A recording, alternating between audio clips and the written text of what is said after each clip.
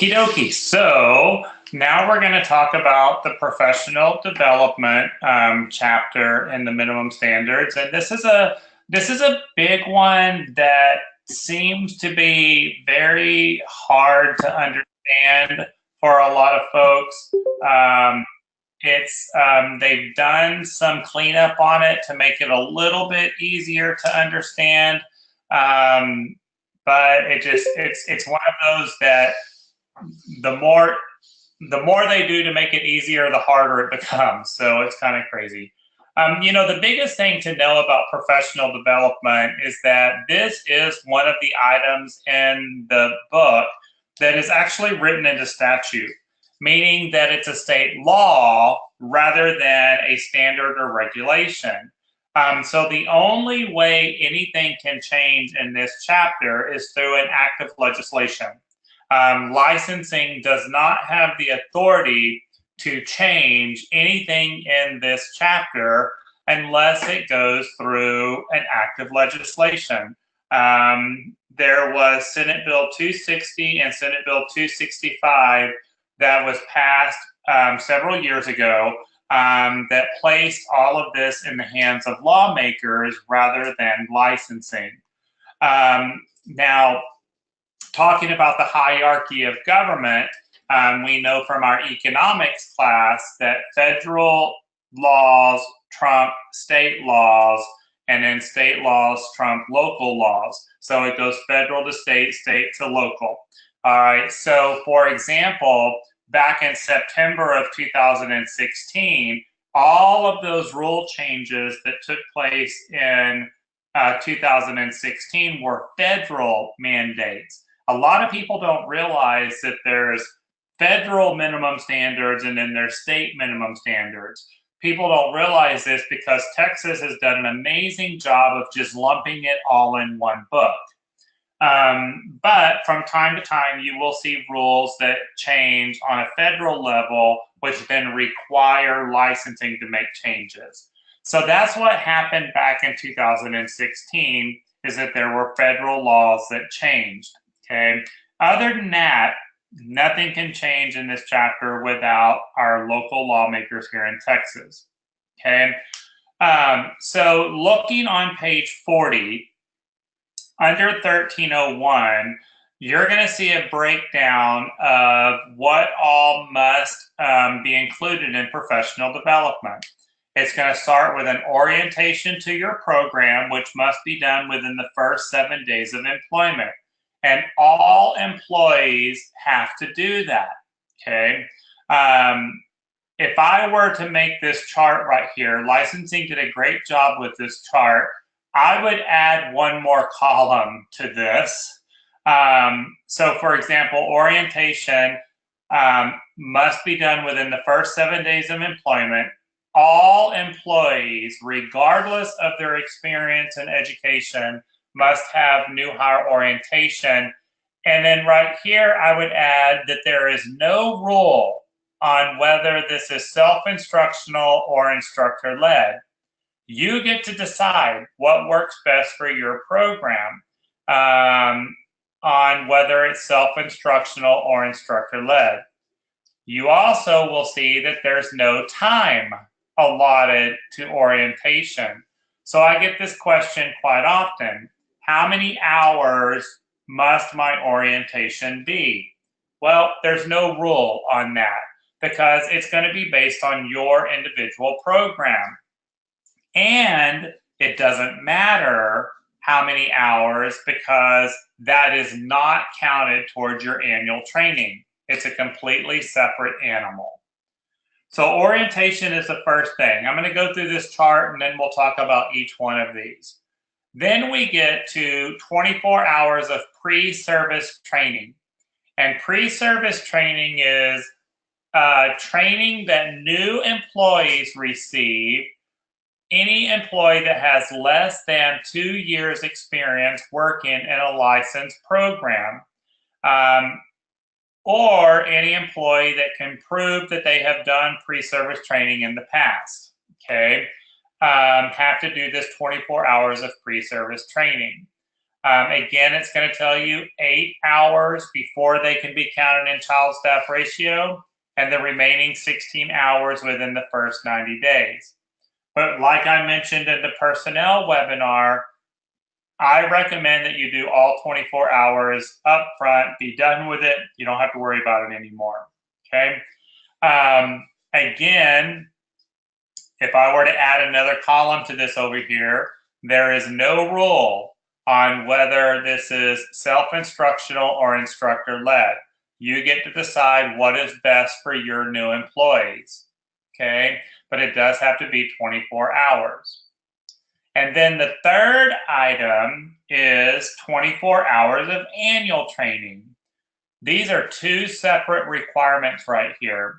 And a lot of people get this confused. I think because both of them are 24, people think that pre-service and annual training is the same thing. It's not.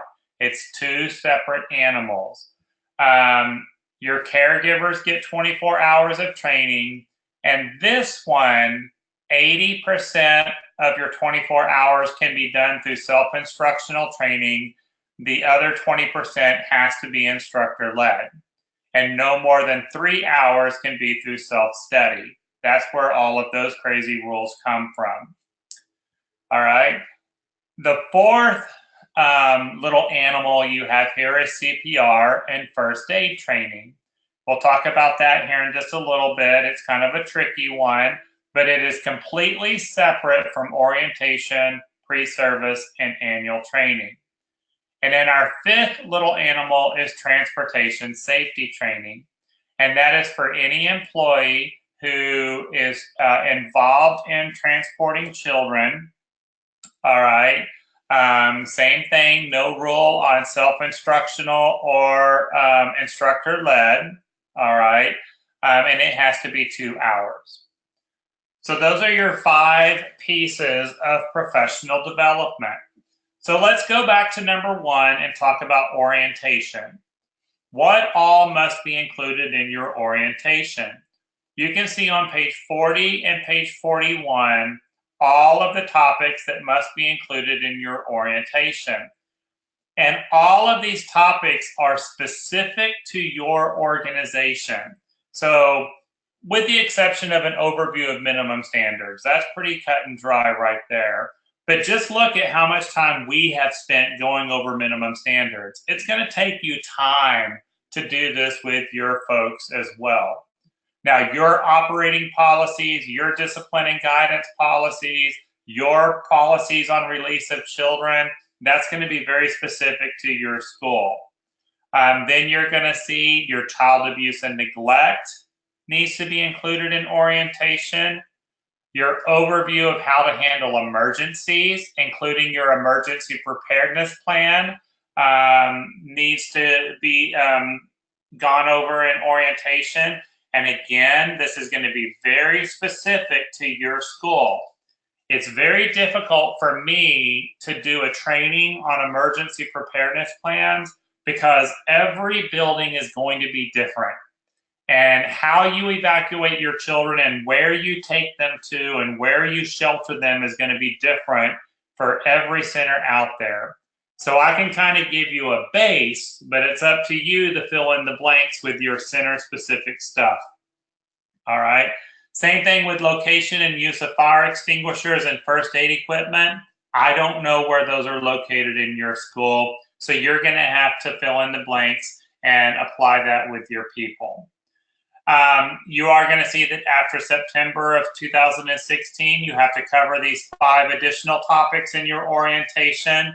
So you're administering medications, your food allergies, your building premises, your hazardous materials, and again, you're transporting children. This right here, these 5 topics were originally meant to be added to pre-service training. And the way the federal laws are written is that the federal laws say that anytime you hire a new employee, their new hire training must include these 5 topics right here. And then you must also go over these topics every year with them. Well, what happened in Texas, and the reason why it was written the way it is that they could not add these 5 topics to pre-service like every other state did, because in Texas, if you have more than 2 years experience and you can prove that you have done pre-service in the past, you're exempt from pre-service training. You can't make someone exempt for something that is required on a federal level. So that's why Texas had to include these into orientation instead of pre-service. Okay, doesn't make any difference. They're going to have to get it. So where it ended up, it really didn't matter. Okay, but you know, your policy on administering medications, like we had talked about in the record keeping webinar, some of you may administer medications, some of you may not. Where it's stored in your program and who administers the medication is going to be different center to center. All right. Building premises, all of our buildings are going to be different. You know, hazardous materials, that one's pretty generic right there. So is food allergies. Transportation is pretty generic as well. All right. So everybody gets orientation. And I like orientation because when we hire someone, orientation is the first opportunity for you to see if you made a good choice. And, you know, sometimes when we interview people, they put on a dog and pony show. And then when we hire them, a completely different person walks in the building. So this is your first opportunity to see if you made a good choice. All right. And if you didn't, cut your losses quick. That's all I can recommend. All right. Then we go to number 2, which is our pre-service training. And this has been the same for quite a while. You can see the 7 topics that are required for pre-service. And then if the employee is working with children under 24 months, then there's SIDS, shaken baby, sudden infant brain development, and understanding brain development, must be included in your 24 hours of pre-service. I'm just going to tell y'all, even though licensing says that this is required for anyone with more than 2 years experience, and if they can prove that they've done this in the past, they're exempt from it. Me personally, I make every single new employee do pre-service training. And I do it because even though you've got 10 years experience down the road, I don't know who did your training. I don't know how well they did it. I don't know what material they covered. And I want to make sure you know my stuff and you've got it down. And when you look at these topics right here, you know, developmental stages of children, age-appropriate activities, discipline and guidance, these are all really good topics that anyone could benefit from a refresher, you know, so I like doing that. This is where it's going to talk about 1307 is where it's going to talk about people that are exempt from pre-service. Like I said, if they have at least 2 years experience in a regulated center, or they can provide documentation that they did this elsewhere. Okay. Then we move on to our annual training hours. Now there's a couple of big items right here. First off, it says each caregiver must obtain at least 24 hours of training each year relevant to the age group that they're working with. So let's say, for example, I have a pre-K teacher that goes to a training on infant toddler brain development. Okay, well, if that is a pre-K teacher and they go to a training on infant toddler brain development, can you count that towards their annual training? No, because that infant toddler brain development is not relevant to the age group that they're working with. That is huge right there. So what I encourage you to do to get around this is that in your job description, even though it's a job description for a pre-K lead teacher, somewhere in that job description, you need to say that all employees are cross-trained to support other classrooms when needed. Because we know that's the truth, right? When we're short-staffed, sometimes we have to ask teachers to cover different classrooms. And so we want them to be cross-trained. Having that in the job description is going to help you right there, okay? So now that I say that all employees are cross-trained to support all age groups, when that pre-K teacher goes to that infant toddler brain development class, I can now count those hours. The other thing that you want to look at right here is it says your 24 hours of annual training are exclusive of any requirement for orientation, pre-service, CPR first aid, transportation safety, and high school work study classes. So all of this training that you're doing for orientation and all of this training that you're doing for pre-service does not count towards annual training requirements. They're completely separate animals. So if I hire a brand new employee that's never worked in childcare, we do orientation with them, I do 24 hours of pre-service with them, and then I do 24 hours of annual training. How many hours of training are they going to get their first year? They're going to get over 48 hours of training that first year, okay, because they're completely separate from one another. Hang on to that information because we're going to circle back to it in a minute. It also says that at least 6 hours of your annual training must be in one or more of the following topics: child growth and development, guidance and discipline, age-appropriate curriculum, and teacher-child interaction. Make sure that at least 6 of your 24 hours are in these topics, and you can mix that up however you want, okay? Then it says at least 1 hour of your annual training must be on child abuse and neglect. Now, here's one of the little catches. Remember right here, part of your orientation is child abuse and neglect. But now it's telling you at least 1 hour of your annual training must be on child abuse and neglect.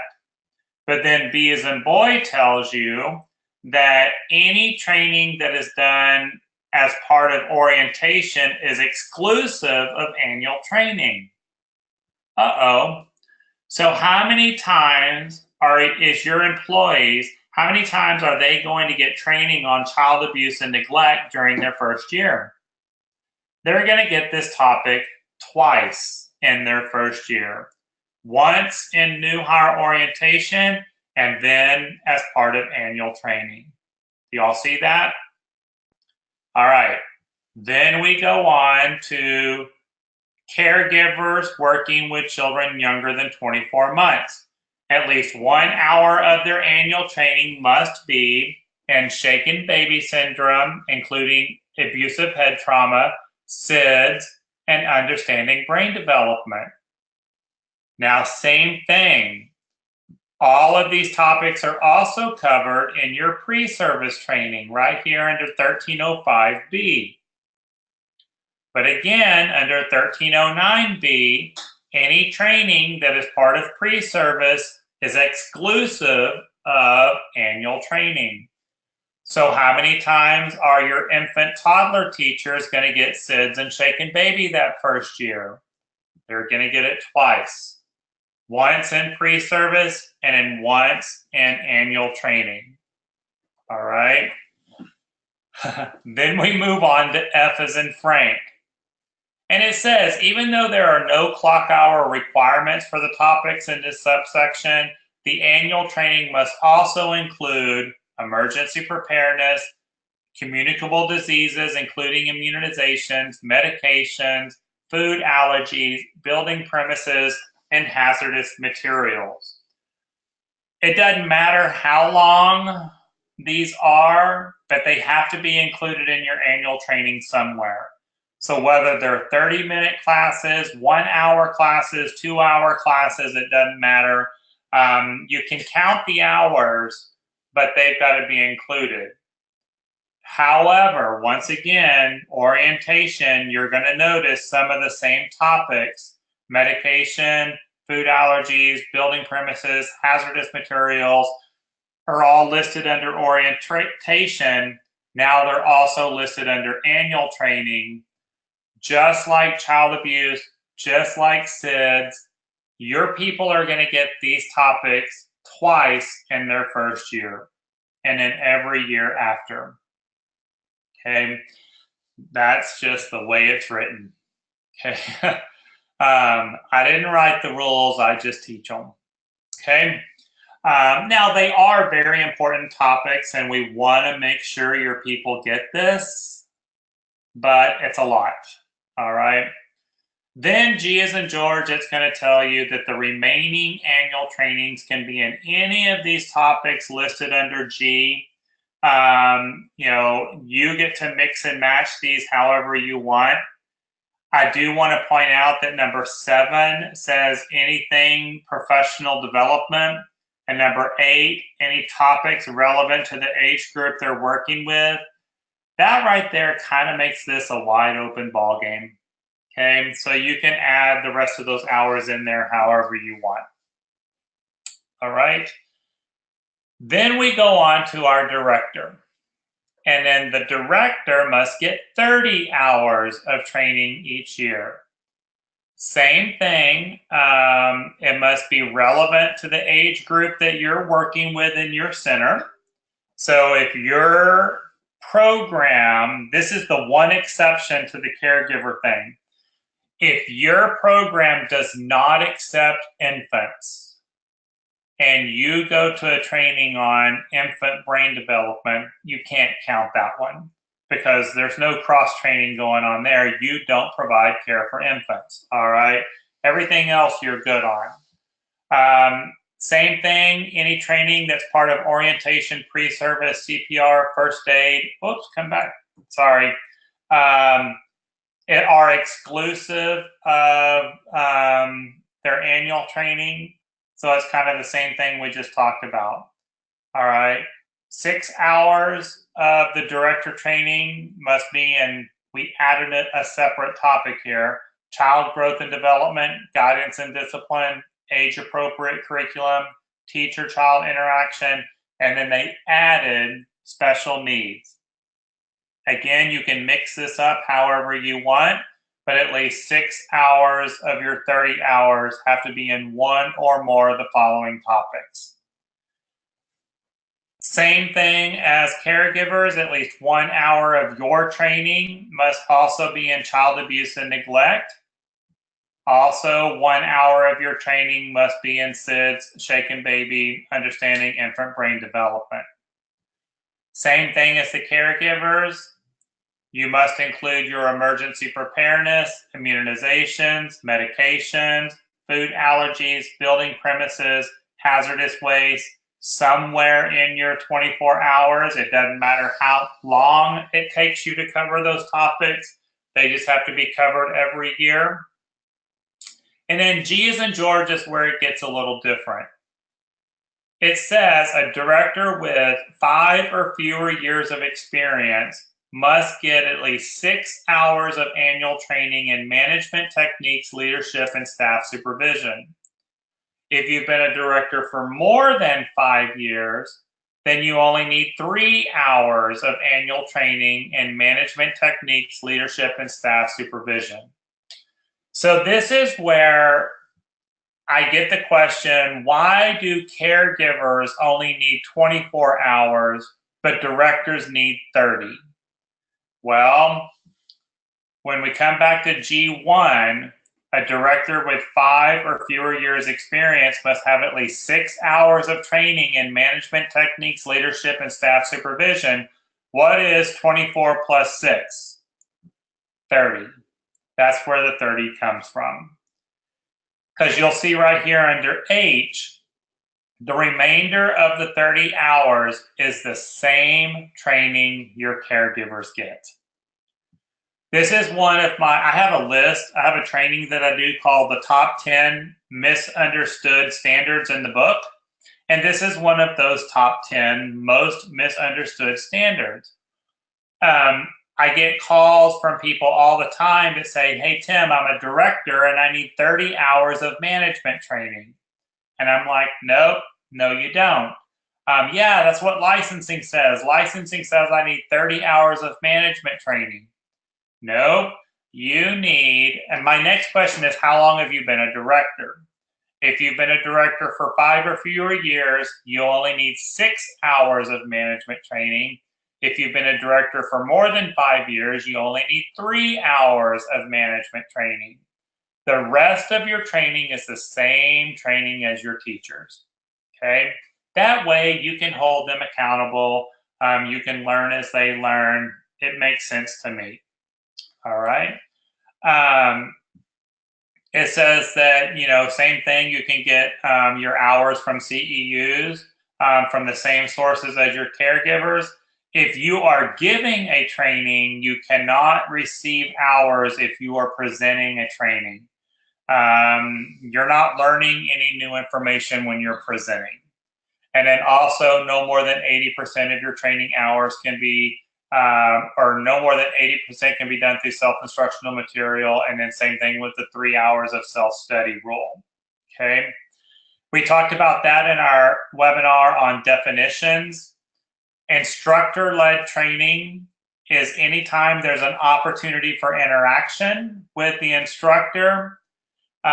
There's clearly stated learning objectives, and there's an assessment or worksheet with right or wrong answers.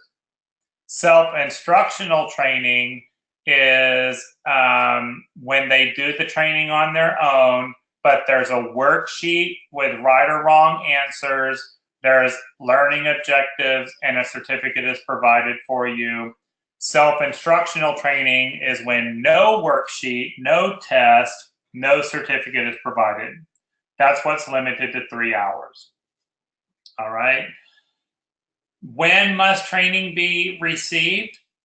You have 12 months from your date of hire to get your annual training hours, and each 12 months after.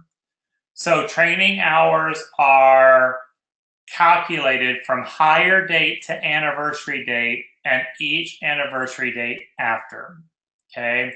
It doesn't matter what your school year is, okay? You being open from September to May or whatever it is that you're open is irrelevant. It has to do with hire date to anniversary date and each anniversary date after. You can see here that if you go over on your hours, you cannot carry them over from year to year. All right.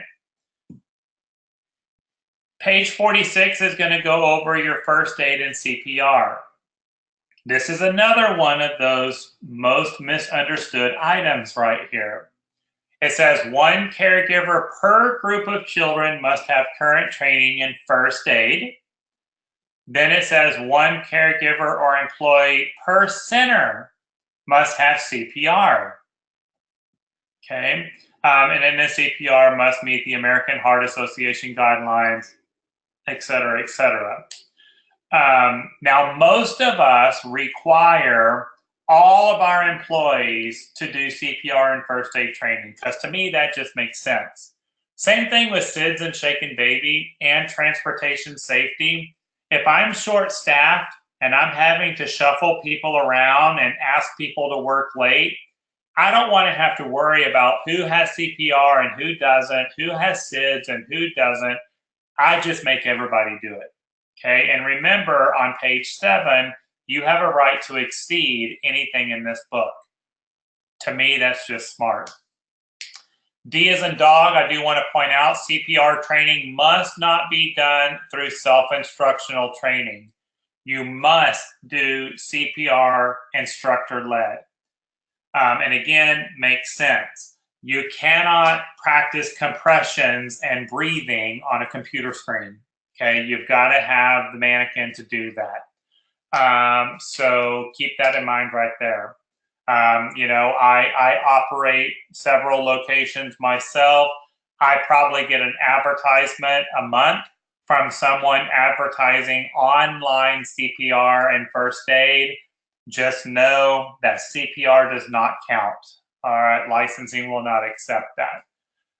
First aid can be done instructor-led, all right, but not the CPR part, all right, and I agree with that 100%. 1316 is going to go over the 2 hours of annual training on transportation safety. So if you're transporting children 9 years and younger, you have to have 2 hours of annual training on transportation safety. And remember, this is exclusive of your annual training requirement. So it's in addition to. So your transportation does not count towards annual training. It's totally separate.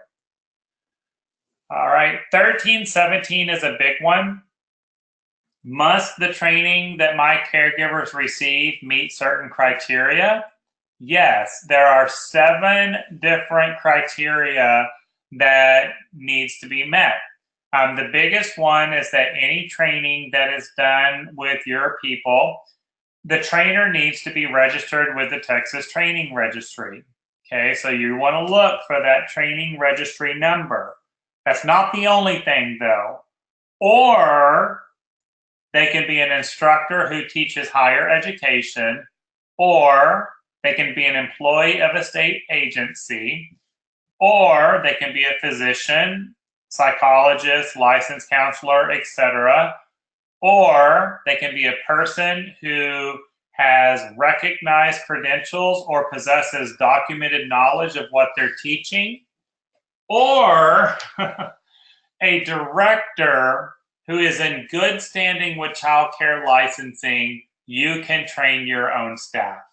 And so 1 through 7, and then the last one is someone that has a minimum of a CDA and 2 years experience. So you only have to meet one of the 7, but whoever is training your staff needs to meet one of these 7 items, okay? If you are using someone that's on the Texas Training Registry, when a person is placed on the registry, they receive their registry number for particular competency areas. And there's a few different competency areas. They're only registered to train on those competency areas that are listed under their registry number. So they're only allowed to use that registry number for anything under that topic. If someone who is on the Texas Training Registry provides a training in another category that they're not registered for, they have to meet one of the other 7 criteria. So that changed back in the summer of 2016. So you want to be aware of that as well. Okay. Most people that are on the training registry is going to meet number 7 also. So it should not be that big of a deal. Okay. B as in boy is a ginormous one. I want to have this right here tattooed on everyone. Just kidding, that would hurt because it's a lot of lettering. But it says training can be done through self-instructional material as long as the following qualifications are met. There are clearly stated learning objectives, there is a curriculum, there is an assessment or evaluation or worksheet or exam, and a certificate is provided for them. That's what makes it self-instructional or instructor-led. So the big thing is you want to look for that worksheet or that exam, something that's got right or wrong answers. And the certificate is provided for them. All right. That's what, if it does not have these 4 items, then it's self-study. Okay. And that's what's limited to 3 hours. All right. A big question that I get all the time. Hey, Tim, are your trainings approved by child care licensing? Well, let's look at 1319. Does licensing approve training resources or trainers? What's the answer right here? No. Licensing does not approve or endorse training resources. All right? So my answer when you call me and you ask me, hey, Tim, are your trainings approved by licensing? My answer back to you is my trainings are accepted by child care licensing. They're not supposed to approve or endorse anyone, okay? Accepting is a different story. As long as the training meets the criteria in 1317, that training is accepted, okay? But sometimes I hear, well, my licensing rep would not accept this training, all right? Well, if the training that you did meets 1317, they have to accept it, all right? Because licensing does not approve or endorse any training. It's up to you to find stuff that meets 1317. The only training that is approved by child care licensing is the director's credential course, okay, or the administrator's credential course. And when you go onto licensing's website, there's a list of people that are approved to teach that class. And obviously, I'm one of them. All right. But other than that, it has to meet 1317. All right.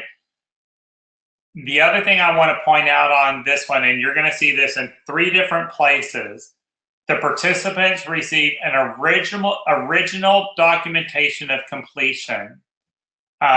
Same thing over here on 1329, where it talks about what documentation must I provide licensing to verify that training requirements have been met. You're going to see that you must maintain original certificates documenting completion. So if you have an employee that that says, I want a copy of all my certificates so that they can take it to their new job. Well, all of those documents belong to you. They belong to the school, not the employee. I don't care who sat in the training session. That's irrelevant. I don't care who paid for it. The certificate of completions belong to the school. If you want to give them a copy of all of those documents, that's your choice. But guess what? They can't use them because it says very specifically they must have original documentation. Those copies aren't going to work. The other thing, when employees ask for a copy of their training certificates, is look at 1323. If I hire a caregiver or director that received training at another operation, can you count these hours towards their training and their annual training requirements? Well, you're going to read right here that you can count those hours as long as you have the original certificate of completion. And then look at number 3. The training was obtained within 2 months before coming to work for you. So they're only going to be able to use any training that they did 2 months before coming to work for you. Anything older than that, you can't use it. All right. So when employees want copies of their training certificate, it's kind of like the joke is on them, okay, because it's kind of pointless. All right. So there you go on that one. 1321, I kind of skipped, but that is if you have an employee that's getting their CDA, their Child Development Associates, you can count those hours towards their annual training. So that's a good way to get their hours right there. Under 1329, again, the original documentation, certificate of completion showing their name, the date, the title, the trainer's name, okay, how they met the qualifications to be a trainer, and the length of time. All right. It is going to tell you that for your CPR and first aid, you can have a copy of the original CPR and first aid certificate in the personnel file, as long as the employee can provide an original document upon request. The reason why this is in here is that when you have a person that is certified in CPR and they get their little card, they are only protected under the Good Samaritan Act when performing CPR if they have that card on them, okay, they're technically supposed to have that card on them at all times in their wallet or in their purse or something. Well, that makes it really hard for licensing to require the original if for CPR they have to have it on them. So that's why it says right here, a photocopy is fine as long as the employee can produce the original upon request. That's kind of scary because now you're relying on the employee to have that on your licensing visit. What I would recommend is whoever is doing your CPR and first aid training, work out a deal with them that they provide you with 2 originals. One that goes in your file and one that stays on the employee to meet their needs. That's what I recommend right there. All right.